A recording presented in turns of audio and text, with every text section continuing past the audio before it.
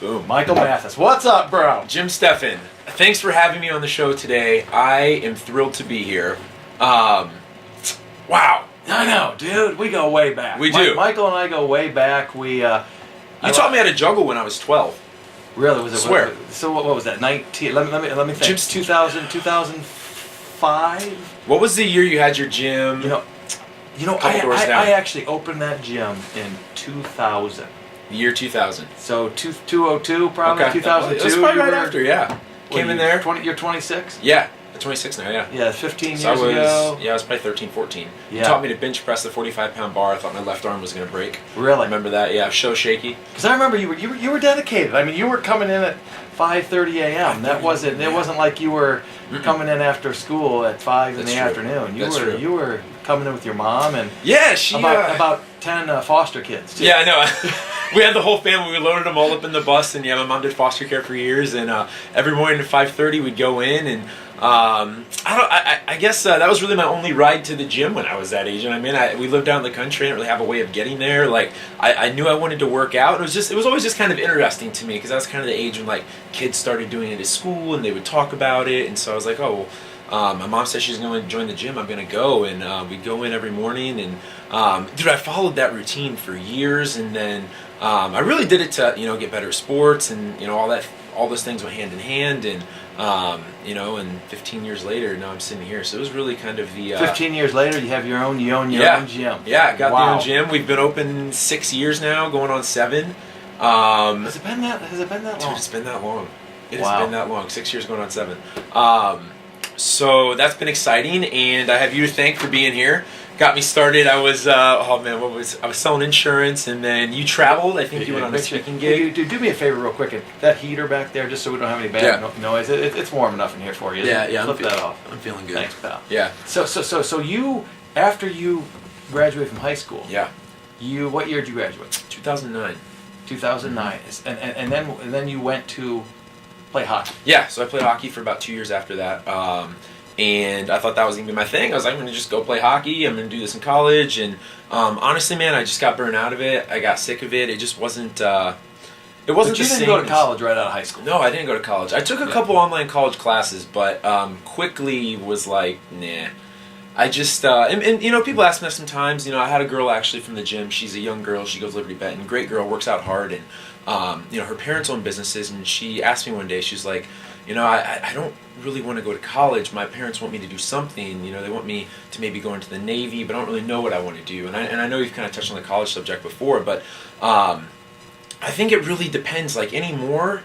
I think there's so many resources out there. Like you can get a Yale education on YouTube if you really wanted to. Yeah, the classes are posted on there. Like they might not be the most recent, but that's a $100,000 education on YouTube anymore. And I think the resources are out there that anything that you really want to do, you can probably discover from the computer. And that's really just kind of what I did. I mean, I did an internship with a guy in Columbus that I trained with in hockey. Like, I mentored under you for several years and like learned how to just learned how to really train people and how to get people in the door and how to get them to stick around. Like, I think all those things would not have been taught in, like, a college education. Like, they don't teach you how to get your first 10 members. You might take a marketing class, but there's a difference in, like, getting people to come back to your gym than there is, like, oh, you need to, put a marketing message in the paper and run it every Tuesday. Right. And, like, that's a totally different scene than, like, just doing a really good job with your clients. Like, they're going to come back. And I don't think any marketing message is better than that. No. But to get off on a little bit of a tangent, but yeah, I didn't go to college, and I told this young girl. Hey, you can go off on tangents here, pal. We just kick back. I almost got some beer first to drink. It's Friday afternoon, you know what I'm saying, right? Yeah, it's good. A few beer. You drink beer? You make beer? Yeah, I drink beer. Yeah, for sure, I drink beer. Yeah. Sorry, we don't have it. Well, if you got a fridge in this man cave, maybe next time we could crack open a few. But I don't know. So you never really went. You never. Hey, believe me, I did a whole podcast on why half the kids graduate from high school probably should think about before they go into $80,000 worth of debt going to college and not knowing what the heck they want to do with their life. It automatically sets you back, and I think to get ahead in life, and like this is another thing is like one issue I really have with like schooling and college is like the school only forces you to focus on things that you totally suck at. Like I was always really bad at math, but every night after school I sat at the dinner table for hours like doing math. Like I was never going to be good at that. But like my communications class and my art class, like nobody forced me to sit at the table and focus on that for hours. You know what I mean? Because I already had A in that class, which is that's totally ass backwards in the regular world. Like in the regular world, you only do what you're good at. Like I don't do math, so I have an accountant that handles all that. I can hire that now. You know what I mean? Exactly. When I was a kid, I could kind of hire it to the other kid at the recess or the playground or like the other cute girl or something, like, hey, you do my homework? But then I got in trouble for it, which is totally ass backwards. Because in the regular world, you're rewarded for that. You know what I mean? It's hilarious. So I think, I don't know, I think there's just a lot of things that kids are preached from a hierarchy that they're never given their own opportunity to figure out on their own. Right. No, I totally agree with you. Mm-hmm. I mean, you're how long have you lived? So we don't say how old people are here. How long have you lived, bro? Chronologically, 26 years. Yeah. Chronologically, I'm 26. Okay, so you've orbited the sun 26 times so far. That's awesome. I have. And you already own your own business. And I mean, when did you open that business? How many years ago? You say? Because what happened was I remember you came. My quick story is I sold Jim's Gym in 2008. Okay. That was 2008. Okay. 2008. Yeah. Mm-hmm. Yep. And I had a 2-year non-compete. Yep. And then when I reopened, I called it a couple things before I called it XT Fitness. But when I reopened XT Fitness, you had just came back to town from Columbus, I think. Right? I think I was actually in Minnesota then. Yeah. So I was like my last year of hockey, and I came back from town. Yeah. And you started working out at the gym. Yep. And I remember you were there maybe a month or something, and you're working out, and you definitely had a lot of knowledge then, just from being trained, I think, by other professionals. That's what it was. Yeah, it was literally just strength conditioning coaches that trained me through hockey that I like knew and I was what was thinking, right and wrong. this guy knows his stuff. Yeah. And then you said you were taking a test to be an insurance sales rep. I was. Yeah. And I remember when you left one day. I don't know, maybe this story isn't correct, but I either text you or call you. I'm like, dude, you did. Yeah. Why aren't you a trainer? Yeah. I think you actually texted that. Yeah. I think like 2 weeks later, you're like, I'm gonna quit. I'm gonna start working out. 2 weeks later, I was a fitness trainer. Because what happened was you had to travel. You had to travel. You went on some speaking gig in like New Jersey for like 2 weeks or a week, I think it was. Yeah. And at the time, you didn't have anybody run your classes. So I think I was working out with you for a while, and you're like, hey, will you mind maybe doing a couple of these? Because it wasn't. I think you only had like 2 or 3. You might have like a 5:30 and 9 and like a 5:30 a.m. and 9 a.m. like a late p.m. one. Yeah. And I think at the time you maybe had like 3 classes, and so I remember taking them up for you. And then like when you came back, I think all the members were like, "Yeah, like we don't really want Jim back. Like, would you just?" Stay? I'm kidding. I'm totally kidding. They were like, Jim, why do you have to come back? Go travel again. Yeah, get out of here. So that's how I got my start, and then from there, I think there were some young kids. They're hockey players. I started training them in that space, and just kind of go back to what I said. Like they told a friend, and then my mom's friend who I was doing training, and I just started personal training her. It was in your space at that time, and then she told a friend, and she told a friend, and she told a friend, and everybody told friends. You know what I mean? Yeah. And now like it's here, and you know I got a real business now, and there's people that work there, and like you know it's just all kind of took off all organically. You know I didn't have a business plan. I didn't have really anything other than the fact that I just love training people and got people. A lot of enthusiasm, a lot of motivation, a lot of heart. You relate with people really good. Yeah. I mean, I'll tell you what, and that's why when I see somebody that can relate with somebody, so I think there's statistics out there that say certain businesses, 85% of your success rate is how you relate with somebody. And in the fitness business, I say it's 95%. Yeah, I totally agree. I totally agree. Because people are going to get fitness results like doing almost any activity that's going to get their heart rate up. Like, you know, it's important to do sets and reps and upper body and lower body and core and you know, have a general knowledge of what you're doing. But if they just get off the couch and move and get their heart rate up, regardless if they're moving bricks in their backyard or if they're doing, you know, a really structured, you know, weightlifting program out of the latest book or magazine, like they're going to get fitness results, and the person that can encourage them to get their heart rate up and move is going to be the one that gets rewarded for that. Absolutely. And I think a lot of times people lose, or I think a lot of personal trainers in general, they lose sight of that. Because how many times have you had somebody tell you like, you know, do I need to get what certification should I get? And that's like their first step. Exactly. You know what I mean? Or I've had people that's come to me and they'd be like, hey, I want to open a gym, like what pull-up rig should I get, or how should I set up my gym? And I'm like, well, like how many clients do you have? Yeah, right, exactly. No, and I'm like, well, start there. You know start there. Right. You need a rubber floor. Maybe just a piece of carpet. You can do burpees, and you know, just nothing. Start motivating people. Yeah. It's you just got to motivate them. Exactly. You do. And again, when they have an appointment, and they know they have that appointment, and they show up, and they start, and they make one little change in their eating program, and they're with you for a month, they're going to see results. Absolutely. And then they're going to get excited. Absolutely. They're going to think you're awesome. And then they're going to pay you. And then they're going to keep paying you. And then they tell their friends. Withdraw. Yeah. Oh, I'm just kidding. Yeah. I'm not. But they tell your friends, and you change their lives, you know what I mean? And like, I even posted this on the show notes. I was like, collectively, how many people's lives do you think you've honestly like really changed through your whole lifetime in the fitness career? Like, how many would you say? Like thousands. Yeah. You know what I mean? Like thousands of people came I and hope changed that. their lives. I want to stay humble, but you know. Right. I want to stay humble, but like, but half the people in Finley, they'd be nothing without me. make sure everybody knows that. Yeah, right. Yeah, that's funny. I have a guy that comes to my gym and he says that. Everybody's like, "Couldn't have done without you, Michael." It's kind of like a sarcastic joke. I'm like, "I know you couldn't, Ryan. You'd still be at home, you know, eating Pop-Tarts, playing Xbox, but you know what I mean. Now you're in here." That's funny. But yeah, think of that though. Like collectively, even together, you know, how many people's lives have we impacted or changed? Or people that came through the doors, like thousands. And that's like.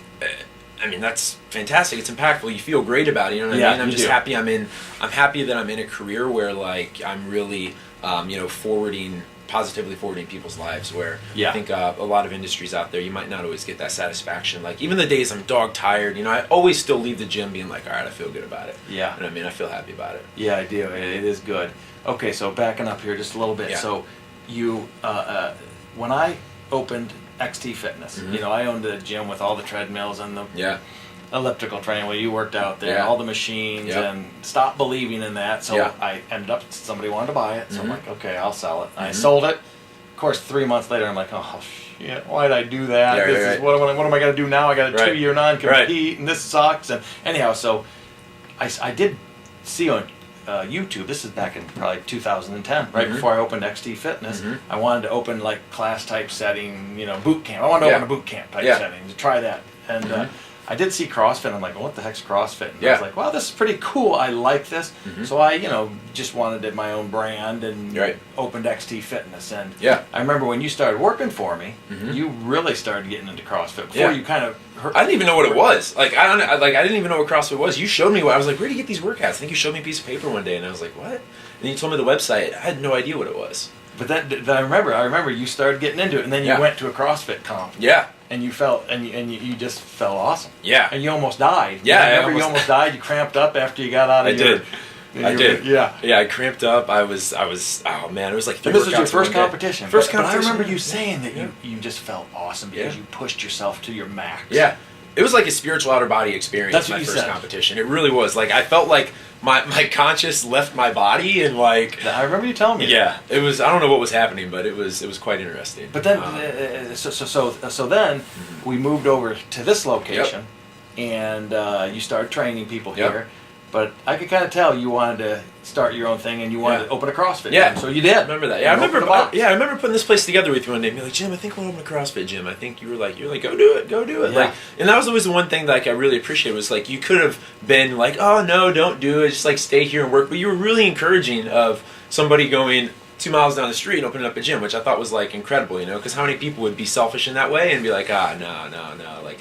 You can keep working here. You don't want to do that. It's a lot of insurance and stress and, you know, all that. Yeah. But no, never. You're just like, yeah, go for it. Dude, I wanted you to go for it. All right. Like, I'll do it. Well, here's the thing. When I saw your potential, and when I see somebody that's that good, if they stay around here and train with me and not open their, I mean, then they must not be that great. Right. You know what I'm saying? Right. Because I knew you'd want to go eventually open your own gym, and why wouldn't you? That's what I did. Yeah, absolutely. So I wanted to encourage that, and I always, I don't know where I read this one time. Somebody once told me, they said, and I read it in a book, that you don't think of having any competitors. Just make your business creative. Right. Maybe more creative than the next person. Right. Get to know that person that has the same business you have, and just get creative. And I always remembered that and thought, you know, I am not going to down talk any other business in here in town. Although I make fun of Pizza Friday of Planet Fitness sometimes, but that's not really down talking. You know, it's Planet Fitness. Right. But and on that note, like you can even use Planet Fitness as a great example of that. It's like what people are attracted to, like you and your thing and your style, and like Planet Fitness. obviously crushing it. You know what I mean? Like they're doing a good job, but they're attracting that style of people who want that. You are attracting the style of people who want that. I'm attracting the style of people who want that. And not every fitness program is going to be for everybody. And I think that's kind of the beauty about like the fitness industry is like how many different kinds of programs are there out there? Thousands, hundreds. You know what I mean? Absolutely. And each of them have a strong following because I think like the leader in the position is the one that's attracting those like-minded people who are like them to it, and then just going back when we were talking about just giving them a great experience, and that is, I mean, that's going to lead to financial income in the long run. When you change people's lives for it, they'll pay you for it. Right. Yeah. Once they see those results, once they get out of the shower that one time and they're like, wow, look at the triceps and look at the stomach, man. I never had this before. Yeah. And my gosh, I feel great. And I actually I'm not frustrated with my coworkers at work. I'm actually dealing with them a little better. Man. They're not stressing me out as much. And it is a lifestyle that you don't want to give up. Let me ask you this, and you've been in it for a while. What do you think the number one reason why people don't meet their fitness goals are? Just out of curiosity, like what's something that comes to mind? Is like, what is something that holds people back the most that you think? I mean, you know what I'm going to say, diet, probably. Yeah. But I don't know if that's, because my diet is not the best. Yeah. Michael, that's a big question. That is a big question. I think it could. I mean, it's a combination. It is. I think it's a combination of. I think first of all, people looking through magazines and their genetics are never going to be there. Right. You know what I'm saying? That's very true. I mean, I look at Rob Lowe's hair and love it, but I know genetically I'm not going to get there. Right. You know That's true. No matter what. But I remember in second grade, I remember this. I was at Ricky. The guy's name was Ricky Willie. That was his name, man. Ricky Willie. I was at a second grade birthday party in the basement. I remember it was just a crappy, unfinished basement. Yeah. And his mom looked at me and said, "Do you pump iron, Jim?" And I remember thinking, I remember asking her, well, what does that mean? Yeah. Lift weights, work out, look at your arms. So genetic, I think way back then, yeah. I've always had these genetics, and when I started to lift the weights, like when I was 18, it was like, things just like, bam, I'm like, whoa. Yeah, absolutely. I can transform my body with these. As Arnold Schwarzenegger says, the barbells, and I'm going to try to Is this from Pumping Iron? I don't know if it's from Pumping Iron. That'd be ironic if it was, right? The barbells and the weights are like hammers and chisels. You can mold your body any way you want. Yeah. So, and I remember that, and I'm like, it's a great point. It's a great point. You can. So anyhow, genetics. Yeah, I think people do not realize they either eat crappy or eat too much sugar, or they don't eat enough. Yeah, that's very true. And I almost think that not eating enough hampers a lot of people. Like they don't eat breakfast, and gosh, I only have one meal today, and I don't know. What do you think? I mean, there's a lot of things, but I would probably honestly just say mindset, commitment. I think those two things have a big play into it, because if people's mindset and their commitment and their discipline aren't there, like, it doesn't matter. I think getting to the gym is really half the battle for most people, because once you're in the door and you're in the environment, it's not all that hard. But I think it's the commitment to, hey, I need to schedule my day. I need to know that there's an hour, whether it's PM or AM, that I have to go to the gym. And I think the mindset gets people the most, just because how often people get really excited, right? They join the gym, they're at it for 3 months.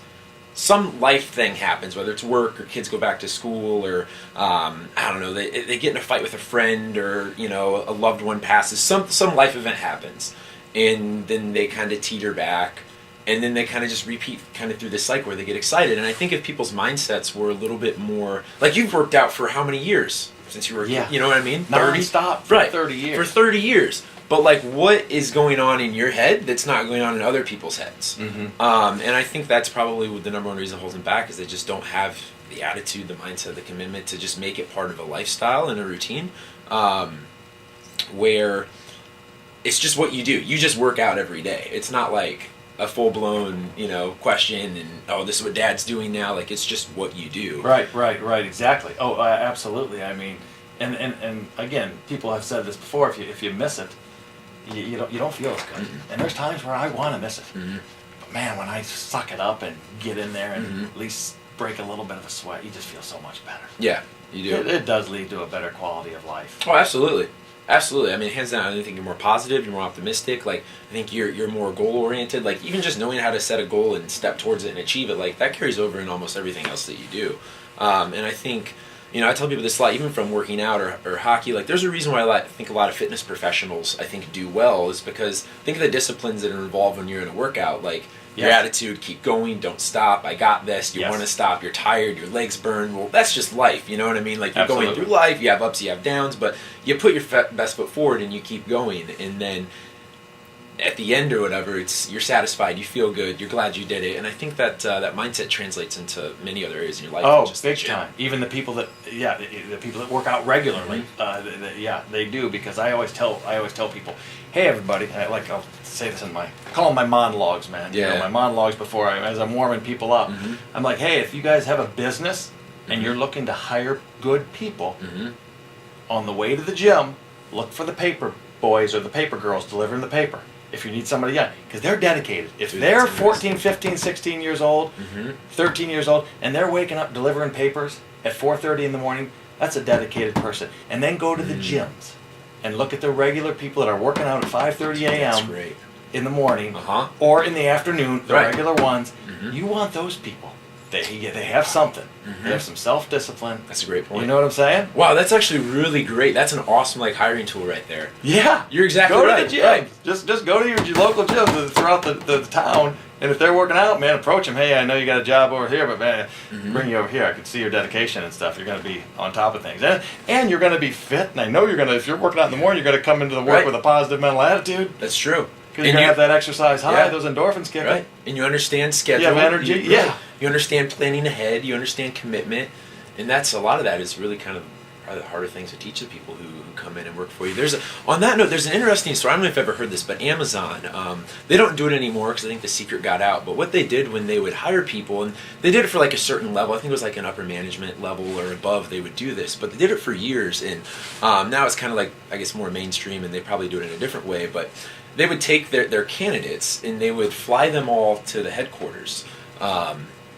And what they would do is Amazon would pick all the candidates up at the airport at the same time. They'd book them all, the same flights to be there. And these are the candidates that they may hire? That they may hire, Okay. So the people looking for these job positions that they may hire, whether there was 5, 6, 7 of them, didn't really matter. But they'd have a shuttle driver come, they'd pick them up, and they'd load up all their bags on the shuttle, and then the shuttle driver would take them to Amazon's headquarters.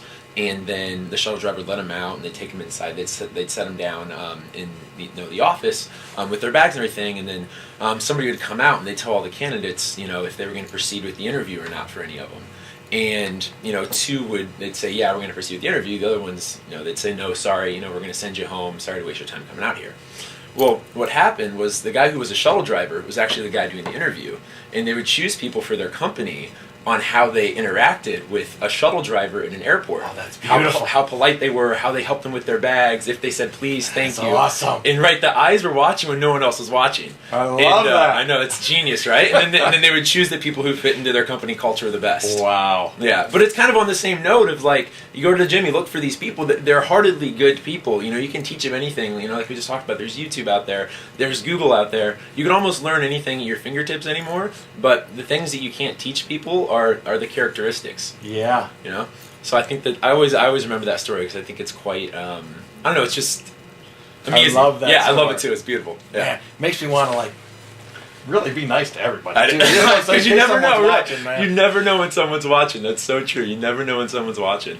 But long ago, I noticed. Back to your question on what keeps from reaching the goals. Yeah. I noticed long ago it wasn't the fancy treadmills, the nice TVs that were up, that were getting people in shape. Yeah. And it wasn't all the fancy machines, and I was even nurturing people when they walked in the door, call them by name, and when they would walk out, I'd get mad if they wouldn't say bye, Jim, because hey, you're coming into my home. Why would you just leave? And so I made them feel as special as possible. Yeah. But still, there was a big majority of them that were dropping off and not getting in the best shape. And of course. So I made up my. You might have heard of my 5-step success program. My acronym STEP stands for STEPP stands for sacrifice. Yep. Giving up, just giving up little things. Yep. Throughout the day, giving up your 3. If you're drinking 3 diet sodas, even give up 1 or 2. If you're having dessert 4 times a week, sacrifice that and give up. If you're not working out in the morning, set that opportunity clock.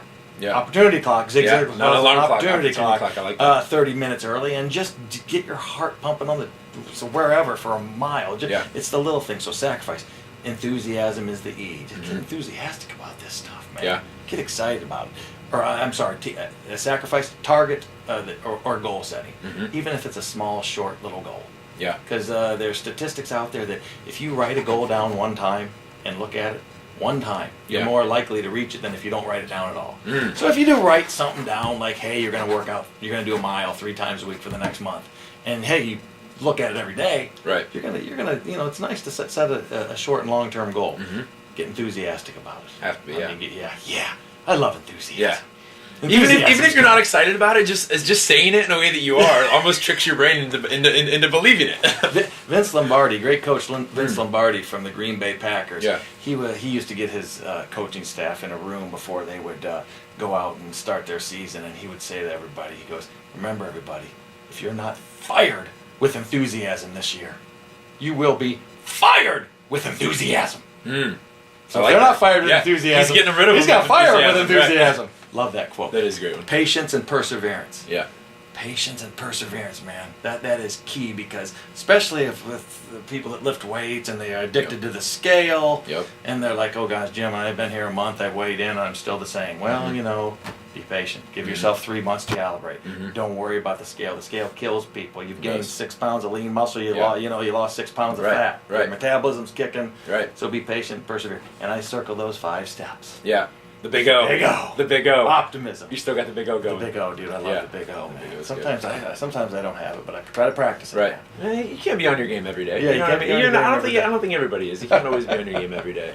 Look at, and even just to go back on people coming into your home, like, look at the boutique fitness studio, like, market. Like, when you first started doing JFO, it was called JFO 365 years ago. Yeah. Look at, or even when I opened up my CrossFit gym, like, people still didn't know what CrossFit was when I would still have to have the conversation on what it is. Now everybody knows what it is, but look at the boutique fitness studio market in a whole. Like, how many more boutique fitness studios are there in Findlay now that there weren't? Look at how many more, the Orange Theory Fitnesses or the Berry Boot Camps or like the Row Houses or these Fit Body Boot Camps. Like, all of these boutique fitness studios who probably since 2006 maybe have really came around, and people are kind of migrating away from kind of those big box gyms. And absolutely. People are now doing boutique fitness. Yep. I think for all the reasons you just said right there, because somebody cares about them.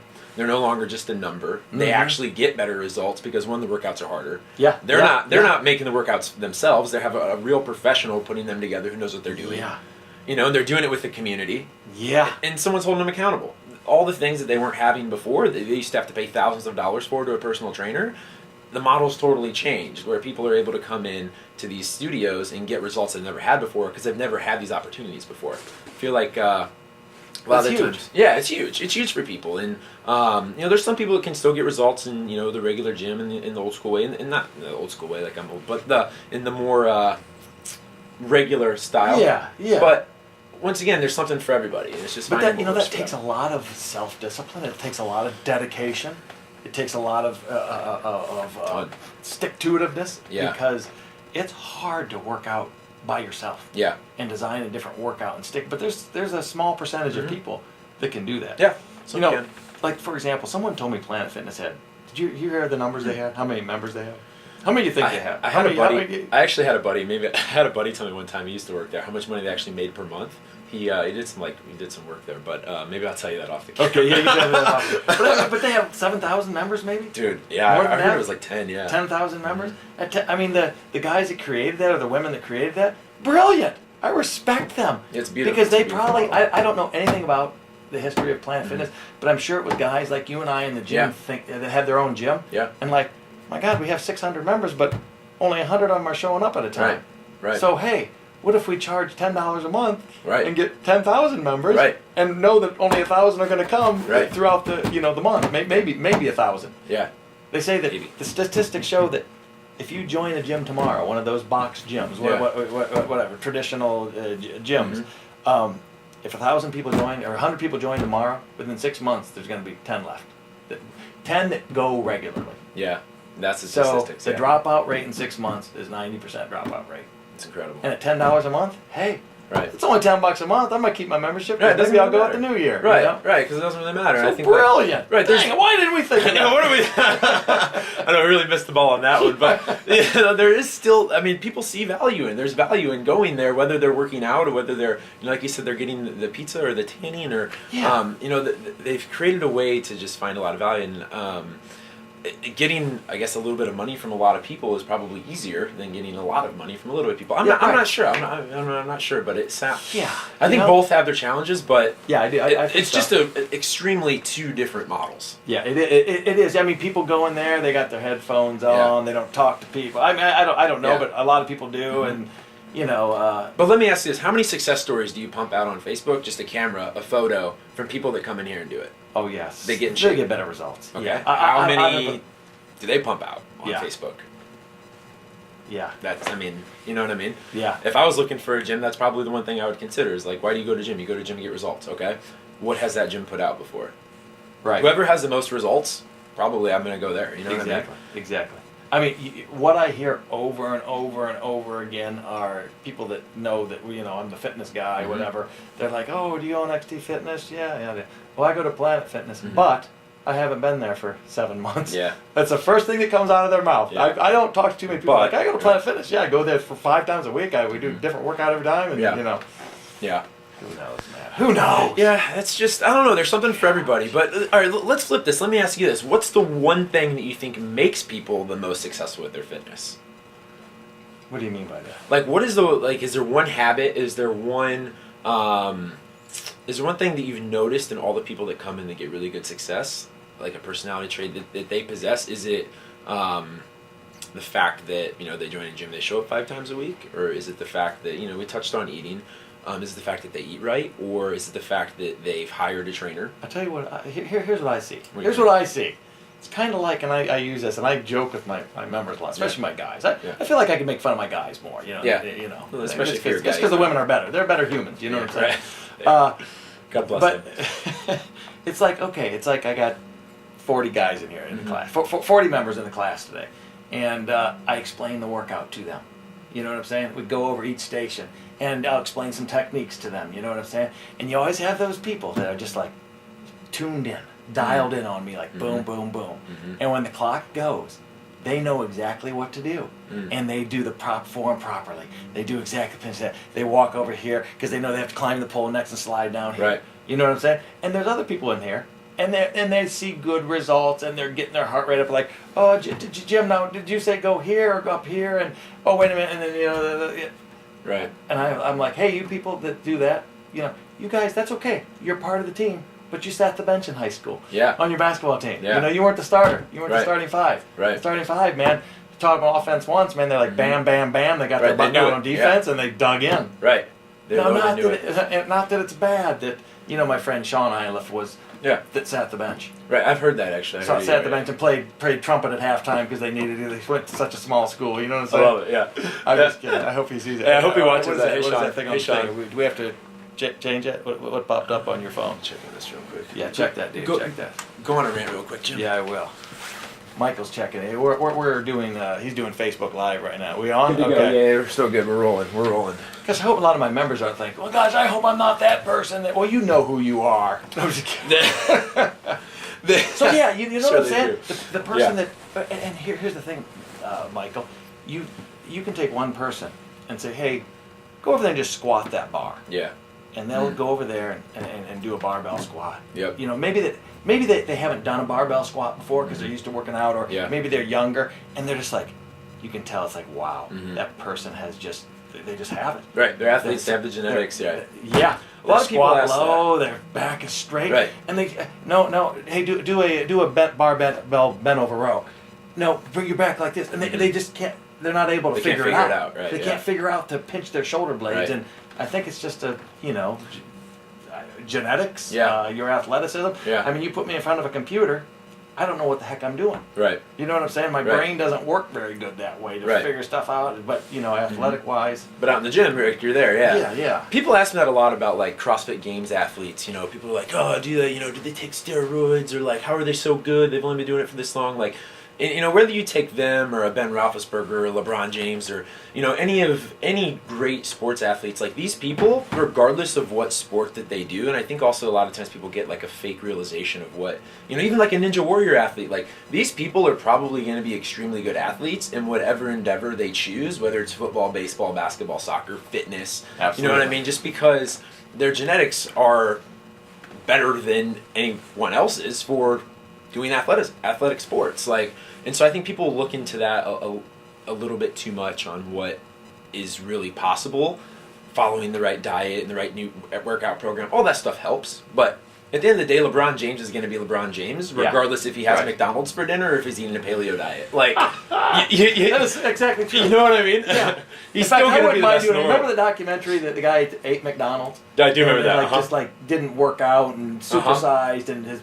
I always wanted to refute that and eat McDonald's and work out all the time and see what happens and just see how fit you can stay for a month and have a camera follow me around and be like, can't wait to have two Big Macs tonight, baby. Look at my ripped lean six pack too. You probably see some change, but would you see a lot?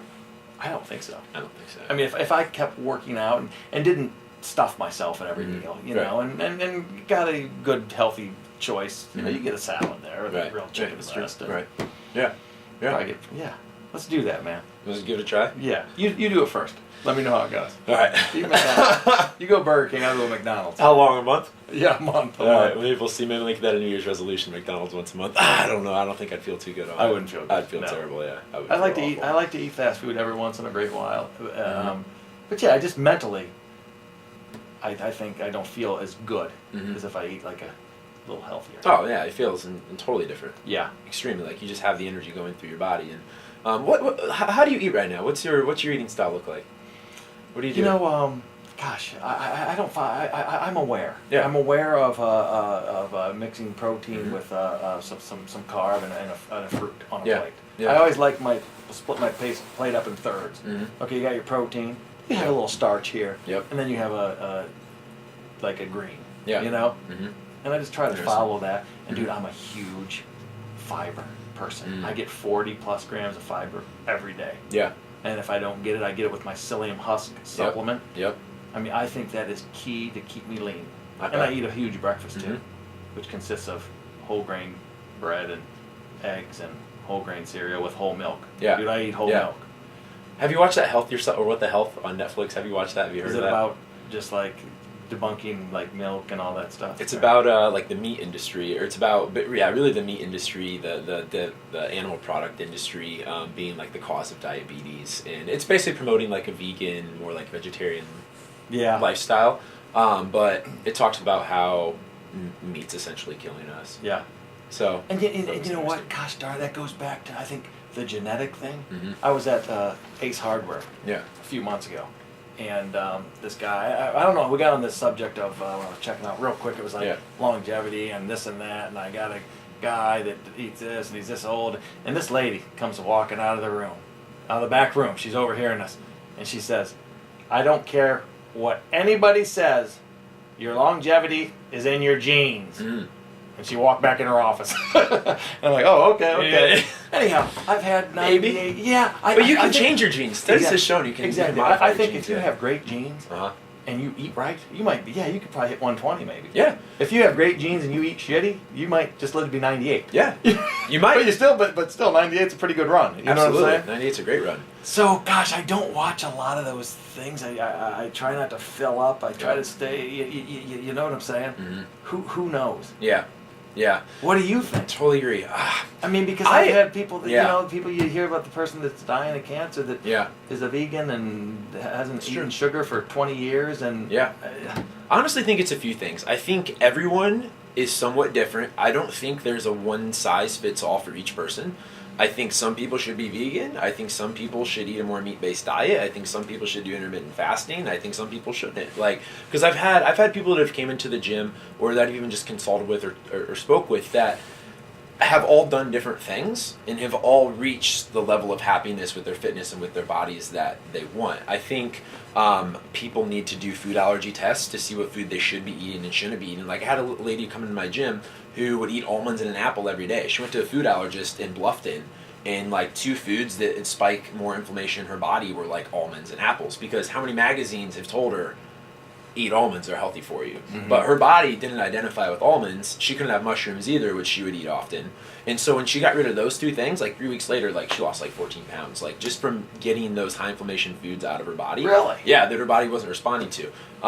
So I think people need to be, I wish I could remember the website, but it's like the Geneva food allergy test. But you basically send them a spit sample, a sample of your stool, and like poke your finger in some of your blood. And they send you like this whole panel of what your body type, what kind of food you should be eating. Some people should have dairy, some people shouldn't. Some people should have eggs, some people shouldn't. Like, and it's quite interesting. I haven't done it yet. I had a friend who did it. It's how I found out about it. And he like shared it with me, but it's definitely on my to-do list. I think that'd be interesting. And then the lady who came to my gym, she went and did it at a doctor's. It was a different company, but same exact idea. They took samples and sent it in, and she had great success with it. So I think it really just depends. Yeah, I think it depends on your genetics, maybe what part of the world you're from. Because look at the more the Asian culture, they eat more of a rice, fish-based diet. Look at the more Western culture. Like, there's still some really healthy people here that eat, regular whole grains every day. They eat, a lot of potatoes. They eat a lot of beef, and they're still fairly healthy. But there's also people in Asia who don't have that diet at all. So I think those people's bodies, probably just from ancestry, are more attuned to using those foods than others. Yeah.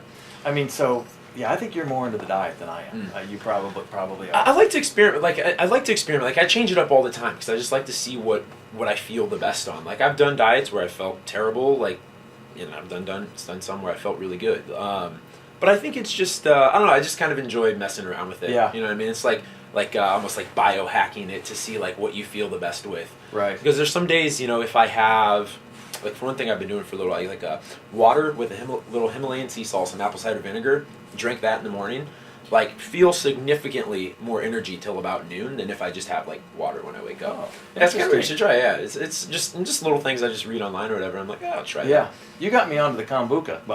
No, I thought you got me onto that. No, I think you got me. I got you into it. Yeah. Because you brought a drink over back in there, and I remember getting one for the first time and thinking, "Oh God, I'm gonna have to acquire this taste." Yeah, great probiotics though. Yeah, I have to acquire. These things are terrible, but great probiotics in there, huh? Oh yeah. The little live all algae in the bottom of the bottle. Right, I can't wait to drink that. Yeah, but I tell you what, I did a lot of reading about kombucha, and I still drink it a lot. And psyllium husk, is in Metamucil, and it's fiber, and it comes from Middle East somewhere, and it's the Octova bova plant or something, and it's the husk of the seed of that plant. And I tell you what, you read about it, and it's just great to manage your blood sugar. It's great for diabetics. It's great for diabetics to have psyllium husk fiber, or a high fiber period. And we just do not get enough fiber in our diets. Oh, absolutely. I am convinced, Michael, that my 40 plus grams of fiber with my supplementation, like I just had a salad and some chicken chunks. I had some fried chicken chunks for lunch. Oh, I'm sorry, pal. My feelings aren't hurt. Okay. So I knew that I didn't get my fiber in. Right. So immediately when I got back here, I sucked down 8 grams of psyllium husk fiber, and again, it gels up in your intestine. It'll pick up some sugar. It's great. It pulls it all through. Pulls it all through. Yeah. Yeah. I've actually took it before. I have. I mean, if I go on a day trip, and I'll pack a little baggie of psyllium husk. I got a problem, dude, with it. And like my family thinks I do have a psyllium husk problem. Why is Jim drinking that weird stuff again? I'm serious. Like they'll go like, "Hey, I'll be right in. I'm gonna just hang out in the car. I got a grit sub," and they'll go in. I'll be like dumping my psyllium husk in my water, shaking it up. Right? So, yeah, I'm serious, dude. But I like. If you feel good on it, you feel good on it. Psyllium husk. It's good stuff. So I'm a big encourager of the right supplements for the right people. I think supplementation is almost just like a forward-thinking way for us to just be healthier in our society. Like, I think people have took supplements for years. Like, how many ancient Indian rituals are there of just putting weird shit into your body and then like feeling better? Like, tons. So I think it's just our way of supplementing health, and whether you're drinking salt off some rocks or you're having some psyllium husk. Placebo, pal. I'm huge into placebo. If it makes you feel better, then go for it. You tell me it's good for me, I'll drink it and I will believe it. Right. You know what I'm saying? I can agree with you. I think there's some stuff they do the same thing for, and whether or not it makes you feel better, mentally you feel better. Right, absolutely. And there's some benefit. There's some probably good benefit in that. But dude. I mean, the country is. You go to an airport, you go to a mall, you just sit and look at people, and there is a definite obesity problem. Yeah. There really is. Sometimes, and I remember I was just talking to Nadia kind of about this, is like, how come sometimes people can be so, I don't know, I feel like whether people get luckier, I don't know what the word for it is, but like, how come we were, you and I, obviously very blessed with being in tune to this stuff, where some people just aren't at all, and it almost makes me feel like, sad in a way. I almost feel like bad for them. Like, why don't they know enough? Why don't they care enough? You know what I mean? Is it an emotional issue? Like, why don't they value themselves enough to take care of themselves in a way? I think there's maybe more to the surface of it than just like, I need to go to the gym, like, right. It's almost like a way of, it's almost self-abuse in a way, you know what I mean? It's like, you're not taking care of yourself, like, why not? Like, why don't you love yourself enough to go to the gym and take care of the body that, you've been given? Yeah, right. And I don't want to, you can be overweight, and you can, I'm sure you're an awesome person. Absolutely. You can be be over fat and have a really strong, healthy heart and clean arteries if you got that genetic makeup. Yeah. So it's not that I don't want to fat shame anybody. You fat shaming people? No, of course. Okay. No, I don't. I just almost wish I could just maybe help more of them, or just educate them, or just let them know that there is a way where they can feel better. I'm definitely I would never fat shame anybody. I used to be a fat kid. You know what I mean? Like, I was way overweight when I was probably in middle school and stuff. So like I understand that side of it. But yeah, there's definitely. I mean, just the fact that you feel more self-confident. If you lean up a little bit, you look a little better in the jeans or the clothes. It does help your psyche. Confidence is way better, right? Confidence is key. Hey, I want to touch on? Let's go. Let's change the subject, man. Your people are going to probably like us and tell me to shut up. Okay. But you just got married. Dude, I just got married. This is fantastic. June 22nd. Cried for like most of the ceremony. Really? Yeah, it was fantastic. Why'd you quit so young? I mean, why'd you get married? I'm just kidding. Do you remember Avery? Yeah. Do you remember Avery? The big black dude that worked at the gym. Oh, do you remember Avery? I do remember. Avery Lane. He played football at the University of Finley or something. Yeah. I do remember Avery. Yeah, love that guy. He's still Where around. is he still around? Yeah, he's still around. But I remember when I told him he did his intern at my gym, and I told him I was going to get married. I was like, dude, why are you quitting? Why are you quitting so early, man? Heck, I was 33 when I got married, so I pretty good. So you got married to a woman? I did. She's 17 years older, yeah. 17 years older. Yeah. Okay, I didn't want to. Yeah, she acts like she's 12. I didn't want to reveal. Yeah. No, that's so, great. That's awesome, dude. Yeah, and actually, we got married in Miami here this past June. Family and friends are there. Like, best moment of my life. Like, I wish I could go back and relive that. Really? The whole couple of days. It was fantastic. Like, and you guys, if it weren't for me, you guys probably wouldn't be together. That's honestly true. She came in and worked out, and you thought you erased her iPod. I remember this. Oh, that's so true. I can't believe you remember that. I forgot. I forgot remember about. You're like, oh, dude, this girl gave me her iPod and said, "Listen to this music." I think I just erased her like 2,000 songs or something like that. I totally did. I don't think you erased them, did you? I might have, but I think I tried to put my own songs on and accidentally erased hers. But so it wasn't. And you were actually the one that I remember sitting right out there one day and being like, I don't know, like, should I go on a date with you? And you're like, yeah, go for it. I was like, all right. And I probably wouldn't have done it if you didn't give me the encouragement to. But I bet people give you crap. Like, well, she's 17 years old, or what? I mean, do people give you crap or not really? I mean, do people like look at you and because I know when you came to our, I know when you came to our party with you, like, what are they doing together? Yeah. No. I do remember that. I'm kidding. Honestly, I think people think I'm a lot older than what I am. So like, I've got crap about it, but not a lot. Not crap, but right? No, I mean, just like ball busting jokes. Yeah, I got you. Yeah. I don't know. I think dude, you are definitely beyond your years. Yeah, I feel like I'm 100 sometimes, but I think she, I don't think she acts her age. I don't think I act my age. So I think we both kind of meet in the middle. Right. Like for the best manner, and it's never really anything we really think about too much. It just works so well. That's cool. In a lot of ways, yeah, it just works so well in a lot of ways that it's just how it is. Like I wouldn't even know any different. So yeah, it was great. Yeah, she's loved my life definitely. How long have you been married now? Okay, just a couple months. Yeah, a couple months. Oh, a couple months. Yeah, we got married at the beginning of summer. Yeah. So we've been together though for probably like about 6 years or so. Yeah. I met her when I was like 20. Yeah. Well, congratulations. So, yeah, it was fantastic. What are your plans, man? So you guys, when are you going to expand? You expanding them? Let's talk about M2. You expanding that place? Yeah, we are. You get a new place? I've been saying that for the last 2 years. Yeah, we're still working on it right now. I actually just got a call from a guy he comes to the gym this morning. He kind of told me about a place in town that might end up working out. So I'm working through some things right now. It's in the making. Yeah.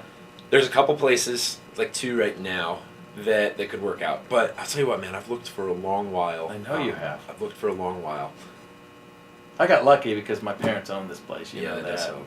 Yeah. That helps. That's nice. I can drill holes in the wall. Right. I can do what I Throw want. up stuff, right? Play loud music. Play loud music. Yeah, this is a great setup, man. This really is a good gym in here. Like, I think you got, it's in a good retail space. Like, finding a spot like this, like a retail-ish warehouse space is, like, hard to come by. Like, yeah. Big, like, almost can't. They're either too small or too big. Yeah. Especially in Finley. Finley's tough. Yeah, I haven't Finley's realized tough. how hard it is to really find a lot of real estate in this town since I've really been looking. So yeah. Shout out to the real estate guys in this town because they're doing it.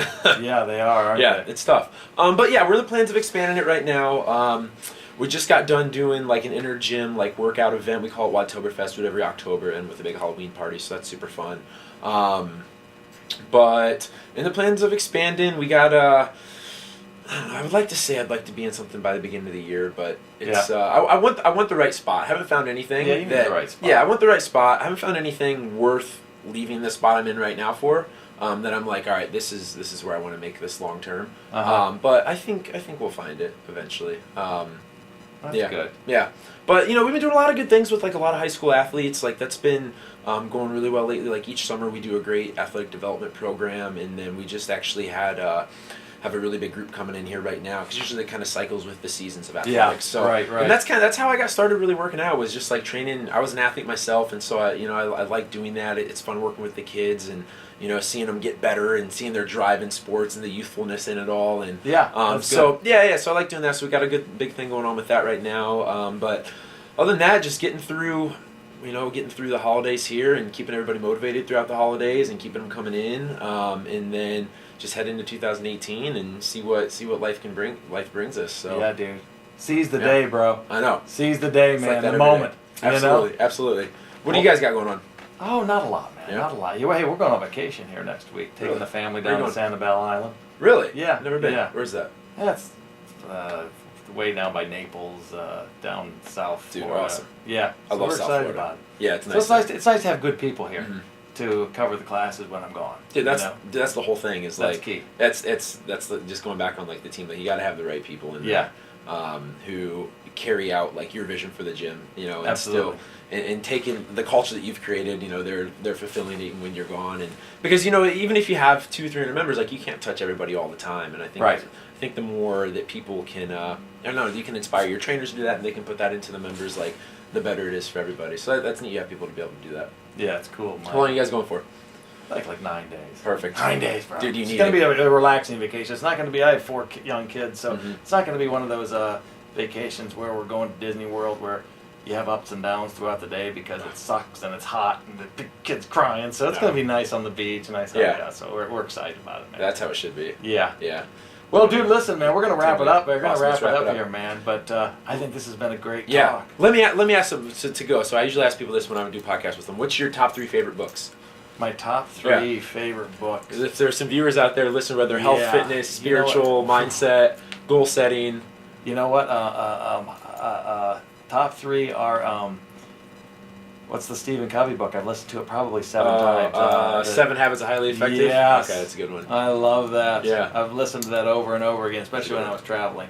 I do like Think and Grow Rich. You told me I knew you were going to say, because that was a book that you told me to read a while ago. I read that, so yeah, that's a great one. What else you got? I would probably say How to Win Friends and Influence People. Dale Carnegie? Yeah, that's a good one. Those are my top 3 that I go to. I didn't read, I like the motivation books. I don't read a lot of fitness books. I watch fitness stuff on YouTube. Yep. But if I'm gonna read something, I like motivational. What about you? What's your go-to? My go-tos. There's this one, you got to read this one. It's called The Greatest Work of Your Life by. I forget the author now. Anyway, it's called The Greatest Work of Your Life. Amazing book. It's about like Dharma, which is basically like the spiritual Indian version of like finding what your life purpose is. So fantastic. Love that one. Oh man, I would definitely say How to Win Friends and Influence People, because I feel like no matter what, whatever happens in my life, I feel like every time I go back and read it or listen to that, I get something different from a different page. It just hits me in a different way. So that one. And then a fan favorite of mine right now, if you haven't heard of it, you should check it out. It's called The Obstacle is the Way by Ryan Holiday.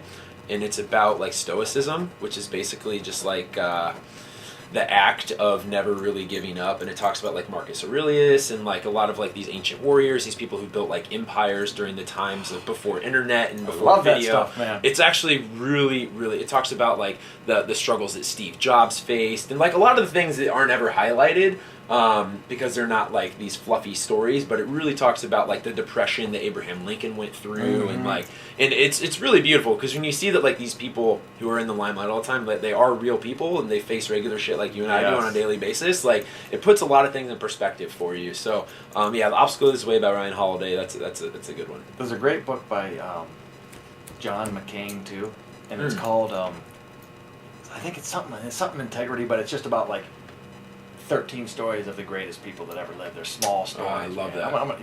Yeah, just like you said, Abe Lincoln's in there, and Sir Francis Shackleton, who went to the South Pole and freezing when he wanted to get there. And it's just good stuff, man. So it's all good stuff. You know, one thing that Dale Carnegie said, and I'll never forget this, and he could have told me this, and then I could have closed the book and never read another page in the book. He said, 2 things to do tomorrow. He goes, you wanna succeed a little better at your job. You want people to like you a little more. You want the boss. You want to stand out in front of everybody. Number 1, just everybody you come in contact with when you walk in that hospital, give them a genuine smile. Just look them in the eye and act like you're excited to see them. Yeah. And if they do talk to you, be genuinely interested in what they have to say. Be genuinely interested in other people. I remember that line too. You know, they don't want to hear. People they want to tell, and they want somebody to listen to them, and that's just in our job. Listening, I used to tell like aspiring trainers, hey, like you said, hey, what rope do I get? What barbell do I get? Are you a good listener? Because if you're not, don't get any of them. You know what I'm saying? Yeah, that's true. I think that's in that book too. The best conversationalists are the best listeners.